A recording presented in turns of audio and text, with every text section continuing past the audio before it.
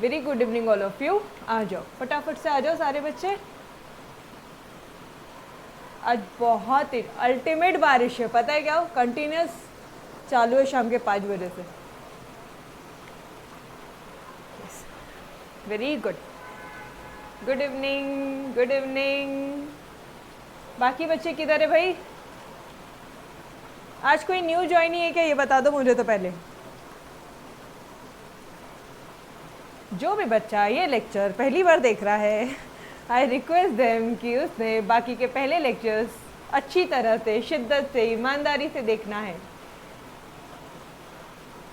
बीच में शॉर्टकट मत लाना। ऑलराइट। ये बेटा अगर आपका आज फर्स्ट डे है तो आई रिक्वेस्ट पहले के लेक्चर भी आप देखोगे, और आज ऐसा नहीं होगा कि आपको कुछ समझेगा नहीं, ऑब्वियसली समझ में आएगा, ठीक है। तो आप अभी भी अटेंड कर सकते हो, बट ये शुरू के अटेंड करोगे और फिर अटेंड करोगे तो ज़्यादा अच्छे से समझेगा। क्या आप लोग मुझे सुन सकते हो? एवरीबॉडी, सारे बच्चे मेरे साथ में हैं? Yes, okay. चलो चलो आ जाओ, आ जाओ। आज बहुत मस्त तरह से होने वाला है, पता है क्या। चलो यार थोड़ा तो क्विकली रिकैप कर ले क्या, ये चैप्टर में हमने देखा क्या क्या, किधर किधर क्या क्या देखा, एक बार क्विकली रिकैप कर ले क्या गाइस, बोलो। क्विक रिकैप 2 मिनट, सिर्फ 2 या 3 मिनट लगेंगे, ऑब्वियसली 3 आंसर रिवाइज कर रहे तो। चलो फर्स्ट आंसर इंट्रोडक्शन, जल्दी जल्दी से बोलो। नॉर्वेजियन इकोनॉमिस्ट रेगनार फ्रिस, भाई 2 टर्म्स दिए हैं, माइक्रो मैक्रो, किसने? Norwegian economist Ragnar Frisch. कहाँ के ग्रेजुएटेड है? ओस्लो यूनिवर्सिटी 1933, ठीक है। उसके बाद में पहला नोबेल प्राइज मिला 1969 में मिला। और क्या पढ़ा था आपने? मैथमेटिकल मॉडल, स्टैटिस्टिकल टेक्निक्स का यूज़ किया अपने इकोनॉमिक्स में। पहले पर्सन है जिन्होंने हमें ये बताया कि भाई individual farm, individual producer, micro, ठीक है, एग्रीगेट, मैक्रो। Alright, done. फिर आपने क्या देखा? हिस्टोरिकल रिव्यू अभी तक हमारा पेंडिंग है। फिर हमने माइक्रो इकोनॉमिक्स मैक्रो स्टार्ट कर दिया। मॉरिस डॉब बता दो मुझे फटाफट से। It is the microscopic study of the economy, ठीक है, ये हो गया आपका मॉरिस डॉब। हाँ, उसके बाद में हमने स्कोप पढ़ा। स्कोप अगर याद आ रहा होगा तो इसका हमने एक मस्त तरह से फ्लो चार्ट बनाया है ना, चार्ट नोट्स बनाए थे हमने इसके। हम ऑलरेडी तो चार्ट है, अरे लेकिन वो वाला चार्ट देखना, उसमें फिर ये चार्ट कुछ भी नहीं है, ठीक है। चलो आ जाओ।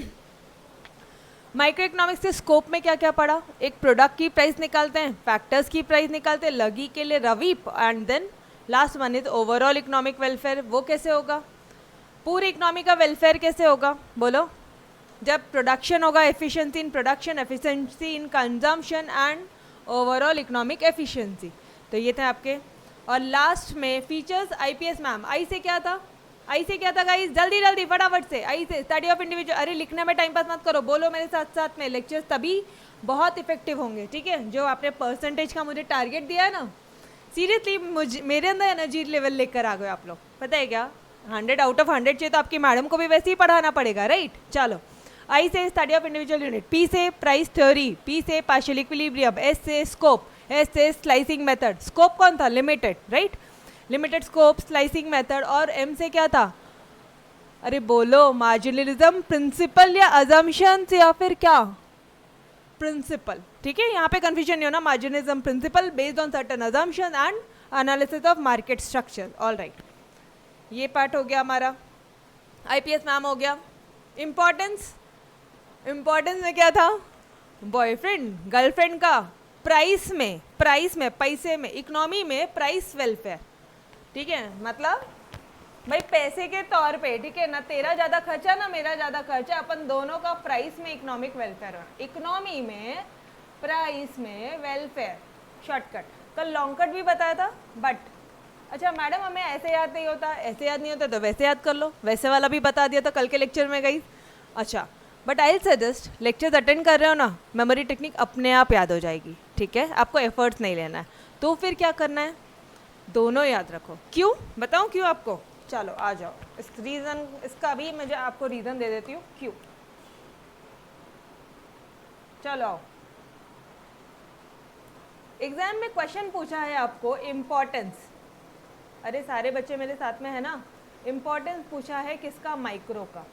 फटाफट से लिखना। पहला क्या लिखेंगे? इंट्रोडक्शन पैराग्राफ, जो अभी मैंने आपको रिवाइज करवाया, ठीक है, माइक्रो इकोनॉमिक्स का मीनिंग, डेफिनेशन, एक एक दो लाइन में ये 2 पार्ट लिखो, ये लिखोगे आप पूरा अच्छे से इंट्रोडक्शन, मीनिंग 2 लाइन लिखना, डेफिनेशन तो एक ही लाइन की, आधी लाइन की डेफिनेशन अपनी मॉरिस डॉब की वो एक लिख लो, और फिर आप स्टार्ट करो इम्पोर्टेंस। जैसे ही इम्पोर्टेंस स्टार्ट कर रहे हो, main answer which is your importance guys, importance सीधा बॉयफ्रेंड गर्लफ्रेंड का इकोनॉमी में, ठीक है, अपने इंडिया में इकोनॉमी में प्राइस वेलफेयर, इतना लिखा, ये अपने लिए, ठीक है, पेंसिल से बाद में रब कर देना। बी से क्या है बोलो, इंपॉर्टेंस क्या है माइक्रो इकोनॉमिक्स का, बिजनेस डिसीजंस, ठीक है, टाइम देखो आप कितना टाइम लगता है, फॉरेन ट्रेड, गवर्नमेंट, फिर एफ से क्या है, free market economy, free market economy, alright, फिर क्या है इकोनॉमी, क्या, अरे मॉडल बिल्डिंग, याद आ रहा है वो सर्कुलर फ्लो कल का, बता दो उसके बारे में, मुझे आपको दो लाइन और बोलना था, economic model building, hand writing please excuse करना, फटाफट लिख रही हूँ मैं आप लोगों को बताने के लिए। प्राइस का क्या करोगे, अरे प्राइस डिटरमाइन करना, अरे एक कमोडिटी की प्राइस है, याद आ रही है कि नहीं, price determination, price determination, welfare, welfare याद है ना मैडम, वेलफेयर, अरे उससे वेलफेयर होगा ना, तो basis of economic, basis of economic welfare, ये ऐसा लिख लो या वेलफेयर इकोनॉमिक्स बोल दो, बात एक ही है, ऑलराइट। चलो ये समझ में आया कितना मस्त तरह से हो जाता है। यस हाय बेटा, हेलो गुड इवनिंग, चलो आ जाओ। आप देख रहे हो कितना मेमोरी टेक्निक से कितना फटाफट से हो जाता है। अगर मेमोरी टेक्निक से नहीं किया होता था, I am not convincing you, it depends upon you obviously, but मुझे कितने चाहिए, अपना टारगेट एक होना चाहिए। अपना टारगेट क्या है, 1000 आ गया, ठीक है, 100 आउट ऑफ 100 का अपना टारगेट है। अगर ये टारगेट है ना, तो एक सेकेंड भी टाइम वेस्ट नहीं होना चाहिए। बिजनेस डिसीजंस बड़ा करोगे, ठीक है, फॉरेन में जाओगे, इंपोर्ट करोगे, एक्सपोर्ट करोगे, इससे गवर्नमेंट को भी आप हेल्प करोगे, पॉलिसीज़ वगैरह में वो भी बता दोगे। फिर फ्री मार्केट इकनॉमी है, आप जब चाहे जो चाहे वो बना सकते हो। यहाँ से थोड़ी ना दिक्कत आ जाएगी, यहाँ से फ्लो है, यहाँ तक फ्लो एकदम बराबर है, यहाँ पे थोड़ी दिक्कत आएगी। दोनों वे रखो, दोनों वे रखो, जैसे पढ़ा रही हूँ वैसे पढ़ो, ट्रस्ट मी बहुत हेल्प होगा, ठीक है, बहुत हेल्प होगा। बिकॉज बहुत बच्चे मुझे बोलते, कंप्लेन होती है कि मैडम मेमोरी टेक्निक्स नहीं होती, लर्न नहीं होती। कौन याद करा रहा है, आपको अपने आप लर्न हो रहा है, आपको अपने आप लेक्चर का एंड होने दो। चैप्टर में सिर्फ 4 मेमोरी टेक्निक है, वो पूरा तोड़ तरह से होगा, ऑलराइट। चलो, अरे समझ रहे हो। एंड ये आपको मैं ये भी बता दूं, जितने भी बच्चों ने मुझे लास्ट टाइम बोला था कि मैडम नहीं हो रहा है, और वही बच्चों ने मुझे एग्ज़ाम के दिन में, ठीक है, एग्ज़ाम जैसी ख़त्म हुई, बाद में उन्होंने मैसेज किया, मैम इतने पैनिक हो गए थे, कुछ याद नहीं आ रहा था, ब्लैंक हो गए थे, आपकी मेमोरी टेक्निक ने हेल्प किया और उसने हमें संवार लिया मैम। तो दोनों केसेस है, दोनों केसेस था, ठीक है, इसलिए मैं बोल रही हूँ पढ़ते चलो बस, ठीक है, सारी चीज़ें जितना पढ़ा रही हूँ उसको 100% पढ़ो, ऑलराइट। गाइस मुझे सुन सकते हो, बोल सकते हो, कुछ तो कुछ बोलो ना, इतने शान शान क्यों है सारे बच्चे आज, किधर गए रे सब काड़ी वाले बच्चे मेरे, किधर हो तुम लोग, आओ इधर जल्दी से आओ, हाँ जी आ जाओ भूमिका। चलो अच्छा, अभी एक बात बताओ, अपन ने पॉइंट्स लिख ही लिए, तो एक बार देख भी लेते हैं अंदर लिखना क्या क्या, खुद से डिसाइड करते हैं, ठीक है जरा। चलो मैं रब कर दूं इसको, टॉपिक समझा दिया, अंदर का कंटेंट के लिए बिल्कुल घाई नहीं करेंगे, एकदम शांति से। बिजनेस के डिसीजन लेने में बहुत बड़ा हाथ है आपका माइक्रो इकोनॉमिक्स का, ऑलराइट। क्यों? क्योंकि आप एक एक चीज़ें इतनी बारीकी से समझ रहे हो कि आप अपना खुद का बिजनेस बहुत चांद तक पहुंचा सकते हो। बहुत सारी अच्छी अच्छी चीज़ें आप, मतलब आपको ना एनालिसिस लेवल आ जाएगा, ठीक है, ओके। तो बिजनेस डिसीजंस मतलब किस चीज़ में हेल्प होगा आपको, बताना ज़रा, बिजनेस में क्या? अरे कॉस्ट कितनी होगी एक प्रोडक्ट की, एक पेन बेच रहे हो, ठीक है, अपना पेन बेचने का बिजनेस है, तो ये प्रोडक्ट की कॉस्ट कितनी होगी, ये डिसीजन ले पाओगे। ये प्रोडक्ट को कितने प्राइस पे बेचना है मार्केट में, मार्केट प्राइस, इसका मार्केट में प्राइस कितना होना, ये तो तुम्हारी कॉस्ट थी, अरे कॉस्ट निकालोगे ना बेटा, रॉ मटेरियल इतने का लगा, देखो इधर, शांत मत रहो यार, रॉ मटेरियल इतने का लगा, वेजेस इतना लगा, ये लाइट बिल लगा, इलेक्ट्रिसिटी लगा, रेंट लगा, ये सारी चीज़ें हमने ऐड अप की और हमने क्या निकाल लिया, कॉस्ट निकाल लिया। फिर हमने मार्केट प्राइस डिसाइड किया, कैसे, प्रॉफिट मार्जिन निकाला कि भाई एक पेन पे अपन इतनी मेहनत कर रहे हैं, इतनी तो एटलीस्ट इतना प्रॉफिट तो मुझे चाहिए, बात समझ रहे हो, इतना प्रॉफिट तो मुझे चाहिए। फिर आपने ऐसे सोचा कि यार प्रॉफिट डिसाइड किया, एक बार प्रॉफिट डिसाइड हो गया कि चल यार एक पेन पे एटलीस्ट 1 रुपये तो कमाना है, तो मान लो आपका 8 रुपये, 8 रुपीज़ की आ रही है कॉस्ट आ रही है, आपने डिसाइड किया 1 रुपीज़ हमें प्रॉफिट कमाना है, तो आप मार्केट में पेन कितने में बेच रहे हो, 9 रुपये पे। फिर इसमें कुछ जीएसटी वगैरह लग रहा है और जीएसटी वगैरह लग के मार्केट में ये जो पेन है ये 10 रुपये पे जा रहा है। समझ रहे हो मार्केट प्राइस कैसे डिटरमाइन होती है, टैक्सेस लगने के बाद में जो भी प्राइस है, आपका जो लेस का वेफर ले लो, डोमिनोज ले लो, जो भी कुछ होता है उसमें जो प्राइसेस है ना वो हमेशा इंक्लूसिव ऑफ जीएसटी होता है, हमेशा वो इंक्लूसिव ऑफ टैक्सेस होता है। ठीक है, बात को समझना। कोई भी पेन लेते हो आप, जब पेन खरीदते हो ना आपको पता नहीं होता कि आपने इस पेन पे टैक्स पेमेंट कर दिया है, गुड्स एंड सर्विस टैक्स। कौन सा टैक्स लगता है, जीएसटी। ऑलराइट, गई समझ में आया यहाँ तक सभी को? Everybody are you with me? तो एकदम एनर्जी लेवल एकदम हाई कर दी, बताइए तुम लोग ने स्टार्टिंग में अपना एम बता दिया ना, तोड़। समझ में आया वाला कंसेप्ट? एक भी बच्चा जिसको ये कंसेप्ट नहीं समझा तो पूछ लो फटाफट से, वापस बता देती हूँ। बिजनेस के डिसीजन क्या, जो भी प्रोडक्ट तुम बना रहे हो उसका कॉस्ट निकालोगे, कितना प्रॉफिट कमाना है प्रॉफिट बताओगे, फिर कितने प्राइस से बेचूँ मैं उसको और कितना बनाऊँ, वो प्रोडक्ट कितना बनाना है और कितने पे बेचना है, प्रोडक्ट कितना बनाना है कितने पे बेचना है, done. Cost, price, profit, output, चलो नोट्स की तरफ। और क्या डिसीजन लोगे रे बिजनेस में, वही है और कुछ नहीं है। Determination of cost of production, production करने का cost, price of goods, output, profit, done. पक्का वाला everybody? I am waiting for your reply.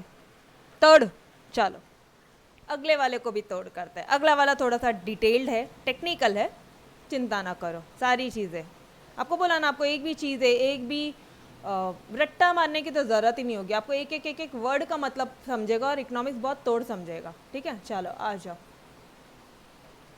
Next आता है हमारा, ये रब कर दूँ बेटा मैं, आप लोग लिख रहे होंगे आई होप मेरे साथ साथ, रब कर दूँ, अदरवाइज लेक्चर पॉज करके लिख लेना। ठीक है, चलो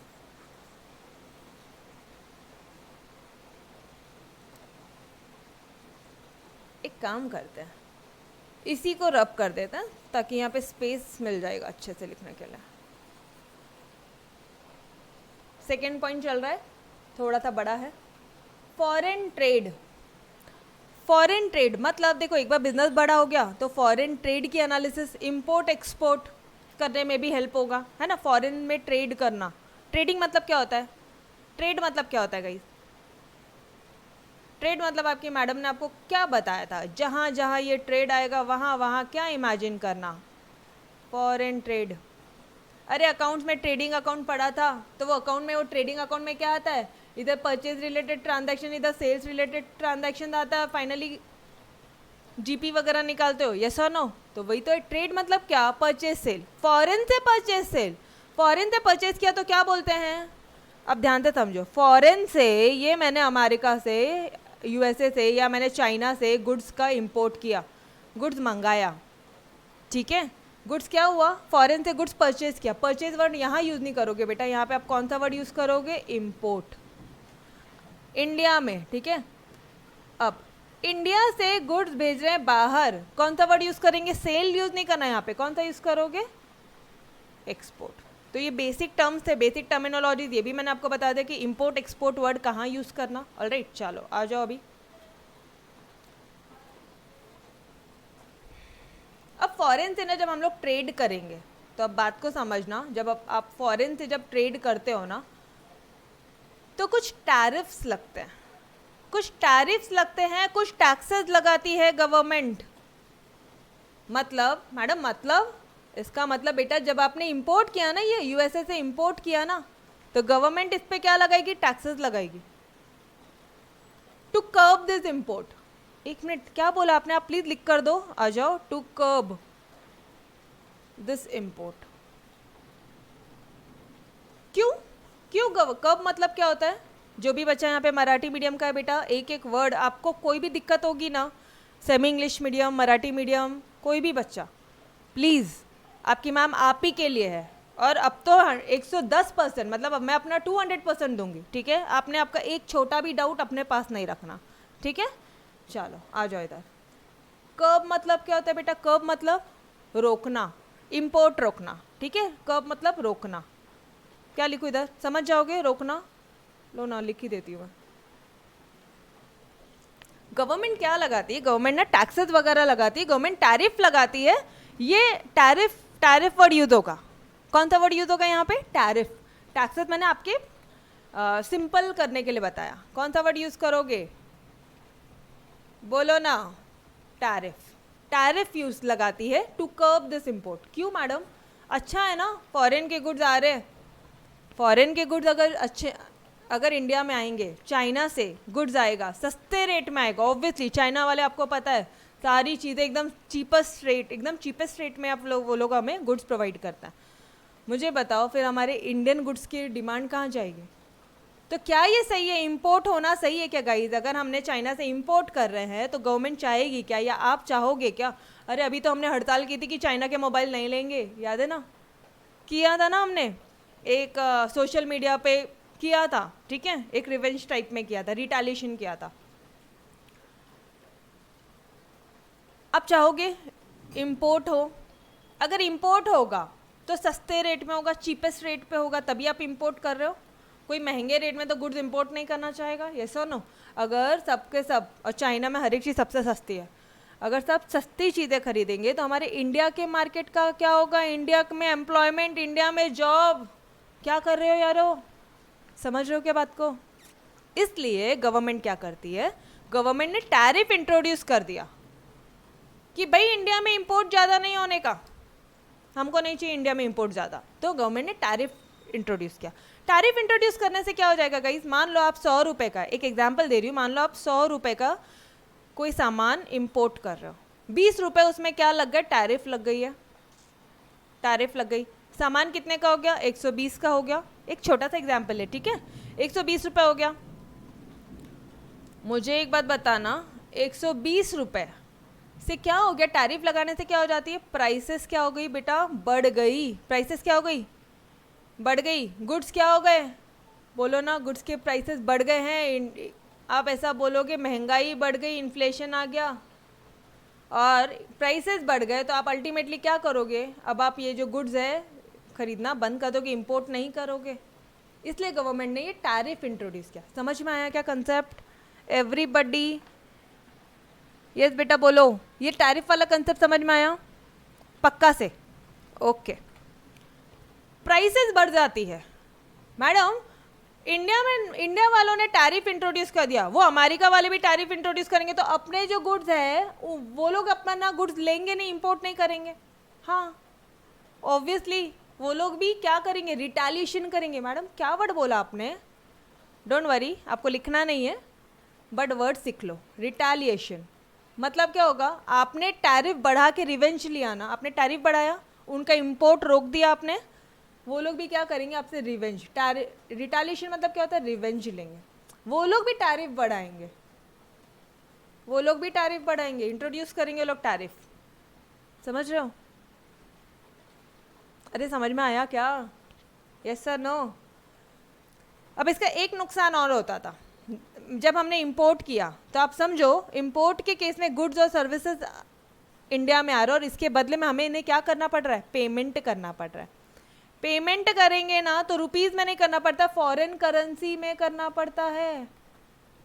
फॉरेन करेंसी इंडिया के बाहर जा रही है, बल्कि फॉरेन करेंसी तो जितना इंडिया के पास होगा उतना अच्छा है। गाइस एम आई कम्युनिकेटिंग? आप लोगों को समझ में आ रही है क्या चीज़ें? डोंट वरी, मैं वापस से रिपीट करूँगी, बिल्कुल करूँगी, चिंता मत करो। नहीं आया? बताती हूँ ईश्वरी बताती हूँ आपको। बाकी बच्चों को समझा? ठीक है। जिसको भी नहीं समझा बिंदास बिंदास बोलो बेटा, नहीं समझा डोंट वरी, ठीक है। चलो एक बार वापस से आ जाओ। अब एक काम करो ना, एक काम करो, ये मैम आपकी पढ़ा क्या रही है पहले तो ये समझो। क्या है ना, जब तक वो ही नहीं समझेगा कि पढ़ाया क्या जा रहा है तब तक हमारा ध्यान नहीं लगता है। मैडम आप एक्स्ट्रा की चीज़ें बताते हो ना, you know we are not at all interested, I know. आपको बोलने की ज़रूरत नहीं है। ये देखो, effects of tariff on a particular commodity. Tariff क्या होता है गाइस? फॉरेन ट्रेड है ना, फॉरेन ट्रेड। तो फॉरेन ट्रेड में कई बार इंपोर्ट पे, ताकि आप इंपोर्ट ज़्यादा ना करो, गवर्नमेंट टैक्स इम्पोज करती है। वो क्या होता है? Tariff, tax on imports. लिख कर दिया मैंने आपको, टैक्स ऑन इम्पोर्ट्स। क्या हो जाएगा उससे? जो गुड्स है वो महंगे हो जाएंगे। महंगे हो जाएंगे तो क्या हो जाएगा? लोग, इंडिया के लोग इंपोर्ट नहीं करेंगे। अगर चाइना का मोबाइल पे टैरिफ इम्पोज किया, ठीक है, टैरिफ इम्पोज किया, गवर्नमेंट के पास एक ही हथियार है।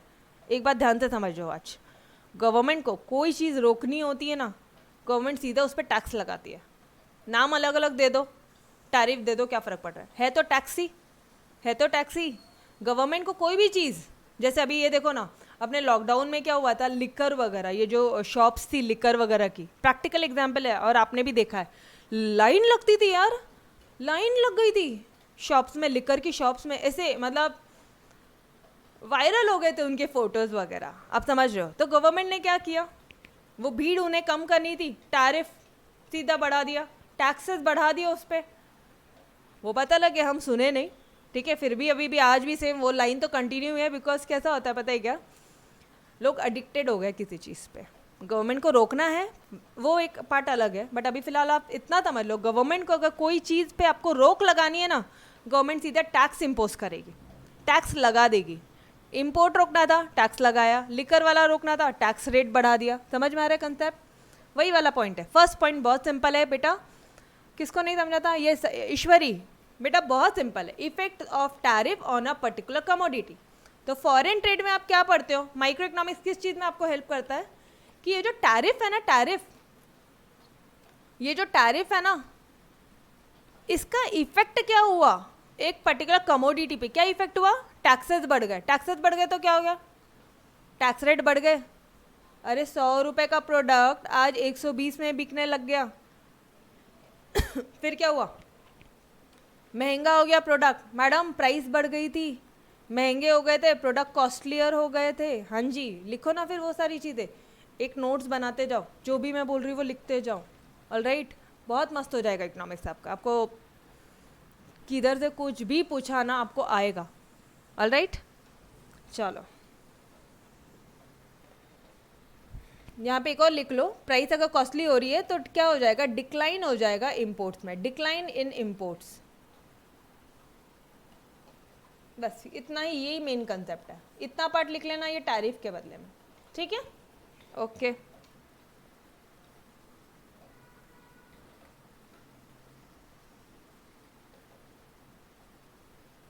चलो समझा फर्स्ट पॉइंट? सभी को समझ में आ गया? ओके चलो, तो बेटा जी ईश्वरी, अब अपन बढ़ते हैं अपने अगले टॉपिक पे, determination of foreign exchange rates of any two countries. क्या लिखा क्या बोला पता नहीं, चिंता मत करो, आ जाओ इधर।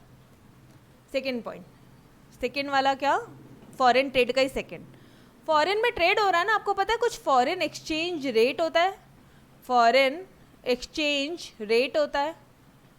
अरे अपने इंडिया में रुपए चलता है, वो अमेरिका में डॉलर चलता है, ठीक है, यूएस डॉलर चलता है। तो कैसे ट्रेड करें इन दोनों में? मतलब मुझे तो गुड्स खरीदने हैं, मेरे पास रुपीज़ है, डॉलर तो नहीं है, फिर उनको डॉलर चाहिए, वहाँ डॉलर चलता है, उनको रुपए नहीं चाहिए, फिर तो एक एक्सचेंज रेट डिसाइड होता है बेटा। जैसे आज का जो रेट है, 1 US dollar is equal to 72.39 rupees. समझ रहे हो? एक डॉलर 72.39 रुपीज़ है।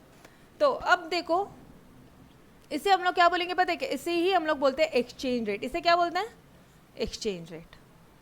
तो अब अगर आपने मान लो आपने इंपोर्ट किया, हम लोग वापस एक ही एग्जांपल ले रहे हैं, हम क्या कर रहे हैं, यूएसए से इंपोर्ट कर रहे हैं। कितने का इंपोर्ट कर रहे हैं? 1 लाख। $1 लाख का हम लोग इंपोर्ट कर रहे हैं, $1 लाख गुड्स का, गुड्स हमने इंपोर्ट किया, तो आपको इनको पेमेंट करना पड़ेगा, पेमेंट करना पड़ेगा। कितना पैसा पेमेंट करना पड़ेगा डियर? 72,39,000, यस और नो?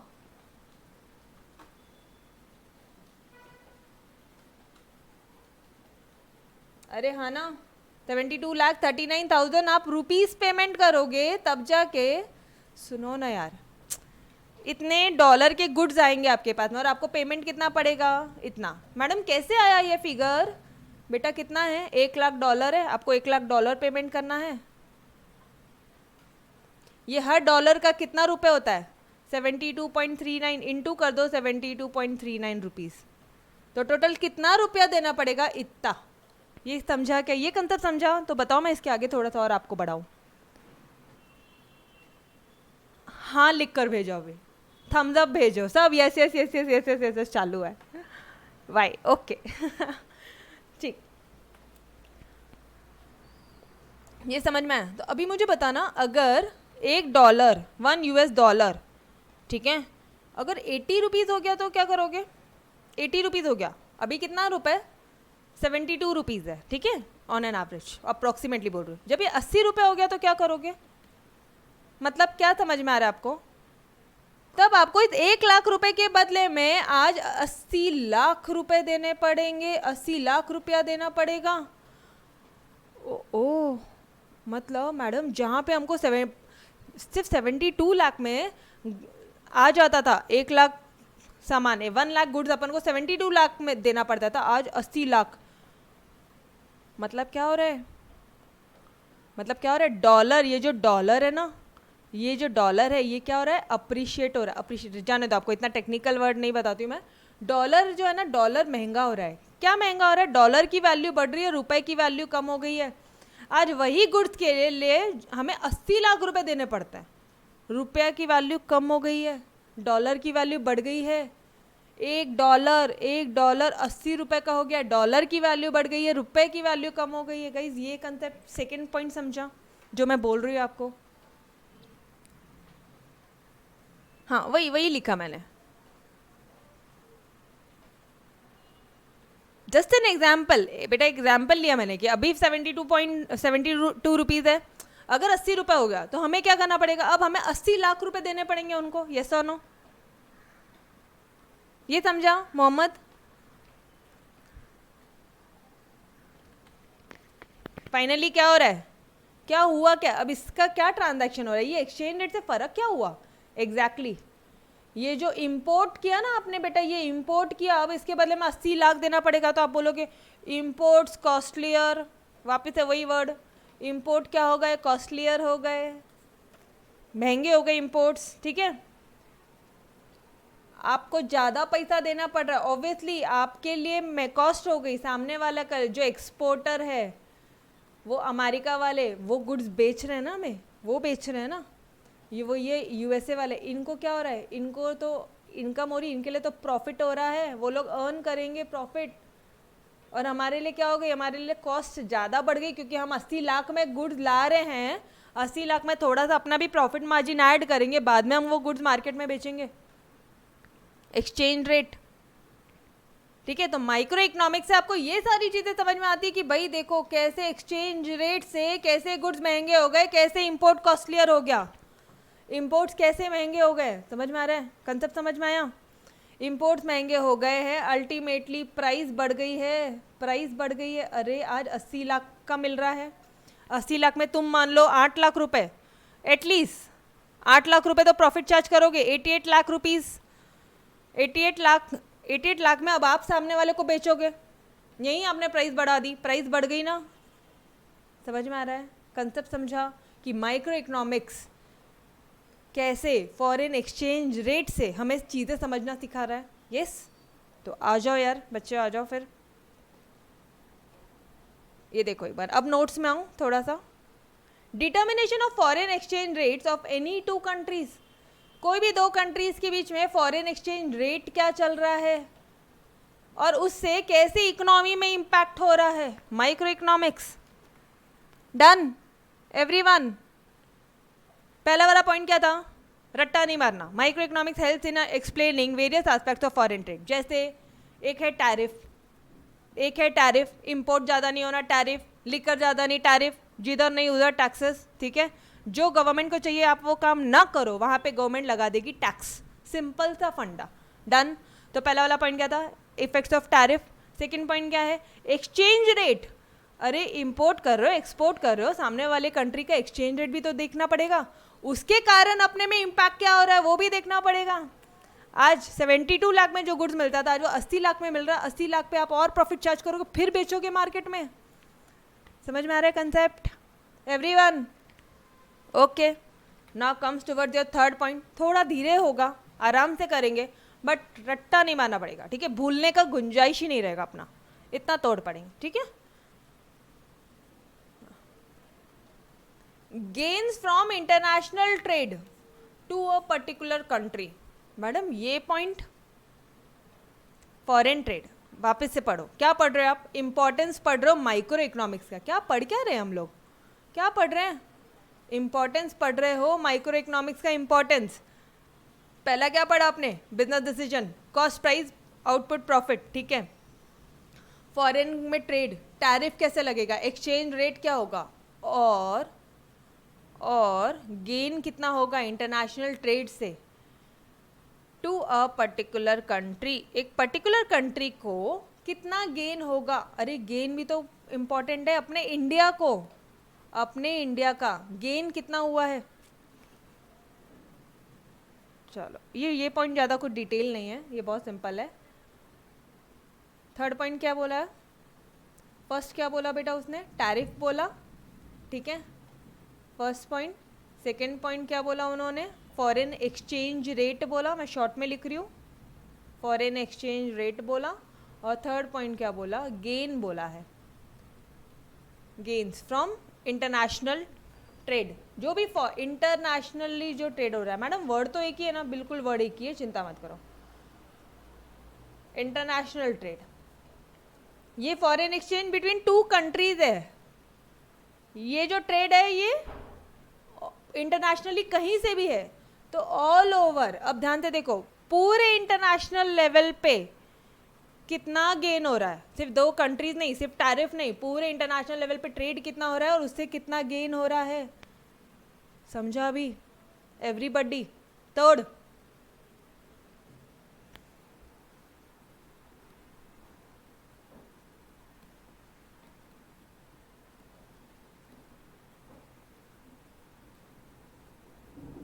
बोलो बोलो, आपको समझा क्या यहाँ तक? तो बोलो।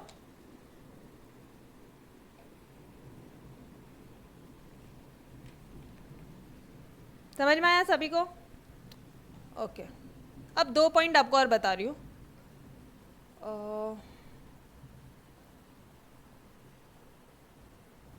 लेबर फोर्सेस लिखता हूँ। चलो, क्या फ़ायदा क्या होता है एग्जैक्टली इंटरनेशनल, अगर फॉरेन में ट्रेड हुआ, ठीक है, इंटरनेशनल लेवल पे ट्रेड होता है, तो क्या फ़ायदा होता है हमको? देखो कितनी सारी चीज़ें होती है। फॉरेन के जो एफिशिएंट क्या बोलते हैं, अगर अभी कोविड के टाइम पे मैं बात करूँ तो इफ़ेक्टिव जो मशीन्स वगैरह है, ठीक है, जो इक्विपमेंट्स है, मेडिकल इक्विपमेंट्स है जो कम रेट में है, ठीक है, वहाँ पे बहुत ही ऐसे what you can say specialised medical equipment वो यहाँ पे आ पाएंगे अगर इंटरनेशनल ट्रेड हो रहा है। तो लेबर सप्लाई होगा, अगर इंडिया में डॉक्टर्स की कमी हो गई तो लेबर सप्लाई होगा, यस और नो? समझ में आ रहा है आपको? गेन्स किसी भी एंगल से हो सकता है। अगर चाइना का जो गुड्स है वो पहले प्रायर हम लोग सब के सब कौन सा था वो MI का फ़ोन कितना यूज़ करते थे गाइस, कितना यूज़ करते थे। अभी अभी आपने धीरे धीरे शिफ्ट किया है, अभी अभी आपने धीरे धीरे शिफ्ट किया है ना, धीरे धीरे। नहीं हमें नहीं खरीदना, भले कितने भी फीचर नहीं खरीदना है, ऐसे ऐसे करके कर रहे हो, but at least we are trying, all right. But पहले अरे कितना मेगापिक्सल देता था वो, कितना तोड़, मतलब वहाँ के स्पेशलाइज इक्विपमेंट्स आज हमें यूज़ करने मिल रहे हैं, वहाँ के स्पेशलाइज लेबर्स, वहाँ के स्पेशलाइज टेक्निक्स हमें यूज़ करने मिल रही है। और अल्टीमेटली इकोनॉमी में क्या हो रहा है? ग्रोथ हो रहा है, डेवलपमेंट हो रहा है। समझ में आ रहा है? तो अब आ जाओ ये पॉइंट में। अब ये हो गया आपका पॉइंट एकदम कत्ल कर दिया अपन ने पॉइंट का। कौन से पॉइंट के कत्ल कर दिया आज? सेकेंड वाले point, effects of tariff on a particular commodity, जैसे कि फॉरेन ट्रेड। देखो एक बार मैं सारी चीज़ें रब कर देती हूँ, फिर आपको समझाती हूँ, और मुझे बताना अभी भी कोई दिक्कत है, किसी भी बच्चे को कुछ नहीं समझा तो एक बार वापस से पूछ लेगा वो मेरे से, ठीक है। Micro economics, it helps in explaining various aspects of foreign trade.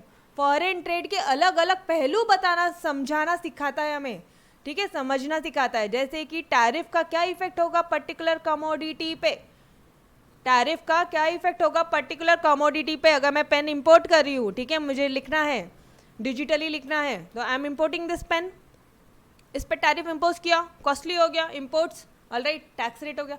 Next point, determination of foreign exchange rate between two countries. दो कंट्रीज के बीच में फॉरेन एक्सचेंज रेट क्या होगा, अगर बढ़ गया, अगर कम हो गया, तो उसका इम्पैक्ट क्या हो रहा है, वो सारी चीज़ें समझना सिखा रहा है। और साथ ही साथ यहाँ पे तो सिर्फ दो कंट्रीज है, और यहाँ पे gain from international trade to a particular country etcetera. जैसे कि क्या क्या गेन हो रहा है वो तो आपको पता है, स्पेशलाइज प्रोडक्ट मिल रहा है आपको, स्पेशलाइज एकदम कम कॉस्ट पे मिल रहा है, चीपेस्ट रेट पे मिल रहा है। समझ में आया सभी को? Everybody guys, point number 2 done. Messages ही नहीं करता, रिप्लाई नहीं करते मेरे बच्चे, इतना अच्छे से करवा के देने के बाद में भी। क्या बच्चे हैं, बोलो, समझ में आया क्या? यो डन, ओके चलो। पॉइंट नंबर 3 हो जाएगा, ठीक है, हो जाएगा। पॉइंट नंबर 3, गवर्नमेंट, आपकी girlfriend. Micro economics is useful to government in framing economic policies. अरे गवर्नमेंट को भी इकोनॉमिक पॉलिसीज फ्रेम करके देने में, आप इकोनॉमिक्स पढ़ोगे, आप इकोनॉमिक्स बनोगे, ठीक है। गवर्नमेंट में कौन बैठे हैं, हम जैसे लोग ही तो बैठे हैं। जो इकोनॉमिक पॉलिसीज क्या होनी चाहिए, अरे उनका जो डिपार्टमेंट है, गवर्नमेंट डिपार्टमेंट, फिनेंस मिनिस्टर, ये सब कौन है, इंडियंस ही है ना, मतलब इंसान ही है ना। इकोनॉमिक्स पढ़ा होगा ना, तभी तो इकोनॉमिक पॉलिसी सजेस्ट कर रहे हैं वो लोग, फ्रेम करके दे रहे हैं। फ्रेम मतलब बना के देना, डेवलप करना, ढांचा बना के देना, फ्रेम। अरे व्हाट यू कहते हैं, वो फ्रेम होता है ना जिसमें आप अपनी फोटोज लगाते हो, फ्रेमिंग करते हो, बस वही ढांचा बनाना, ठीक है। इकोनॉमिक पॉलिसीज फ्रेम करके देना, समझ में आ रहा है एवरीबॉडी, मराठी मीडियम वाले बच्चे भी, ठीक है। Micro economics is useful to government in framing economic policy such as, जैसे कि टैक्सेशन की पॉलिसी कितनी होनी चाहिए, पब्लिक पे खर्चा कितना करना है, प्राइस की पॉलिसी क्या होगी, ठीक है। दिस पॉलिसीज, और ये पॉलिसीज हमें हेल्प करती है, it help the government to attain its goal in efficient allocation of resources, economic welfare of the society.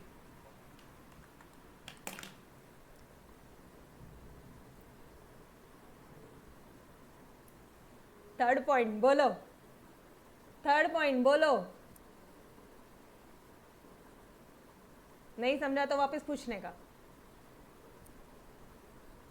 Anybody, anyone, कोई भी बच्चा नहीं समझा वापस पूछो।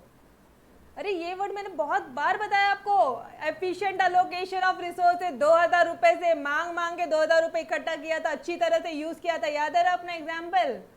इकोनॉमी में वेलफेयर होना चाहिए, याद है ना एग्जाम्पल, वेलफेयर ऑफ सोसाइटी, वही तो लिखा है, और क्या लिखा है एक बार और। यस बेटा, बिल्कुल बिल्कुल बताती हूँ।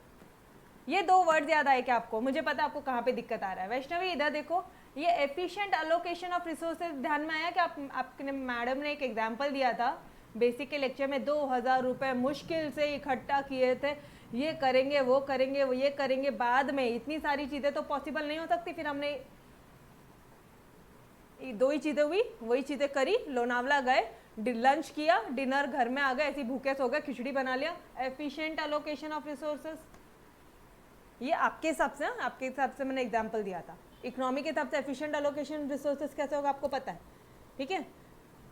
जब कोई भी वेस्टेज नहीं होगा, इकोनॉमी में एफिशिएंट होगा अलोकेशन, मतलब हर जगह गांव गांव तक गुड्स डिस्ट्रीब्यूट हो रहा है। अरे efficiency in consumption, distribution, overall economic welfare, याद आ रहा है क्या? Allocation of resources, scope of micro economics का इकोनॉमिक वेलफेयर बोल रहा है। ये दोनों point economic welfare, theory of economic welfare बता रहे हैं। अब रट्टा मारोगे तो ये सब कहाँ से समझेगा, समझ के लोगे तो सब समझेगा। समझ में आ रहा है? ये कहाँ गए अपने, कौन पूछा था मुझसे डाउट बेटा? वैष्णवी, वैष्णवी समझा ये वाला part, theory of economic welfare, जहाँ पे एफिशिएंट अलोकेशन ऑफ रिसोर्सेज है, theory efficiency in consumption, efficiency in production, production consumption and overall economic efficiency. समझा बेटा? यस। अब ऊपर वाला पार्ट नहीं समझा तो आ जाओ, ये वाला पार्ट भी बता देती हूँ, माइक्रो इकोनॉमिक्स। पहले तो रब कर देते हैं पूरी पार्ट, ये लो सब रब कर दिया मैंने बोला था बेसिक के लेक्चर बहुत अच्छे से देखना, जो टॉपिक जीरो करके आपके स्टोर में है बेटा वो कंपलसरी देखना। ये मत सोचना कि मैडम नहीं है ना क्यों पढ़ा रहे हो, वो सारी चीज़ें अगर नहीं पढ़ी होती थी तो आज इतने अच्छे से नहीं समझा होता था। ठीक है, चलो। Micro economics is helpful, is useful to government in framing economic policy. Economy के लिए, अपने इंडिया के लिए इकोनॉमिक पॉलिसीज फ्रेम करने के काम में आता है। जैसा फर्स्ट पार्ट टैक्सेशन, कितना टैक्स होना चाहिए गवर्नमेंट का, ठीक है, वो याद है, finance minister fiscal budget taxation policies बनाते हैं पूरे इंडिया लेवल के लिए, मैक्रो इकोनॉमिक्स है। ठीक है, ओके। यहाँ पे ये मत पूछना मेरे से अभी कि मैडम मैक्रो इकोनॉमिक्स है, माइक्रो में क्यों पढ़ा रहे हो, ये मत बोल देना। माइक्रो, मैं ये बोल रही हूँ बेटा कि माइक्रो इकोनॉमिक्स भी यूजफुल है फ्रेमिंग इकोनॉमिक पॉलिसी, जैसे कि टैक्सेशन पॉलिसी। गवर्नमेंट को हम माइक्रो इकोनॉमिक्स पढ़ के ये सारी पॉलिसी सजेस्ट कर सकते हैं, मैक्रो लेवल की पॉलिसीज, ये सारी मैक्रो लेवल की पॉलिसीज है, लेकिन हम माइक्रो इकोनॉमिक्स जब तक नहीं पढ़ेंगे तब तक हम ये सारी चीज़ें सजेस्ट नहीं कर पाएंगे। एंड दीज पॉलिसीज, और ये जो पॉलिसीज है ये वाली, it helps to attain goals. अपना एम क्या है, इकोनॉमी में वेलफेयर होना, इकोनॉमी में एफिशिएंट अलोकेशन होना रिसोर्सेज का। समझा क्या? समझा अभी? यस यस बेटा, 2 मिनट, 2 मिनट दो, हो गया अपना। समझ में आया सभी को? Yes, okay. चलो, तो आज के लिए बस इतना ही, कल फिर मिलेंगे। कल नहीं, अच्छा बच्चे कल संडे है, कल आपका चैप्टर नंबर 1 का ऑब्जेक्टिव क्वेश्चन का टेस्ट है। ज़्यादा कुछ इंपॉर्टेंट नहीं है, मतलब बहुत ज़्यादा टफ क्वेश्चन नहीं है, सिंपल सी टेस्ट है आपके लिए। टेस्ट की कैसे होती है अपनी टेस्ट वगैरह, ठीक है, अपने आप में कैसे टेस्ट होगी कल आपको वो भी आइडिया मिल जाएगा। बहुत सारे डाउट्स है, मैम टेस्ट कैसे लोगे, ये कैसे करोगे, तो आ जाना कल, अच्छे से पढ़ोगे, जितना मैंने पढ़ा है उतना पढ़ेंगे, चैप्टर नंबर 1 का टेस्ट देंगे। ठीक है, इजी वाली टेस्ट है तो चिंता मत करो। ऑलराइट, चलो bye bye, bye everyone, take care. Time आपके व्हाट्सएप ग्रुप में मैं मैसेज कर दूंगी, ठीक है, टेस्ट का। और जो बच्चा ये लेक्चर ऑफलाइन देख रहा है बेटा, आपके लिए तो ऑलरेडी टेस्ट अपलोडेड है, आप कभी भी दे सकते हो। ठीक है, चलो bye bye everyone, take care, bye bye, bye bye. अरे जाओ भागो अभी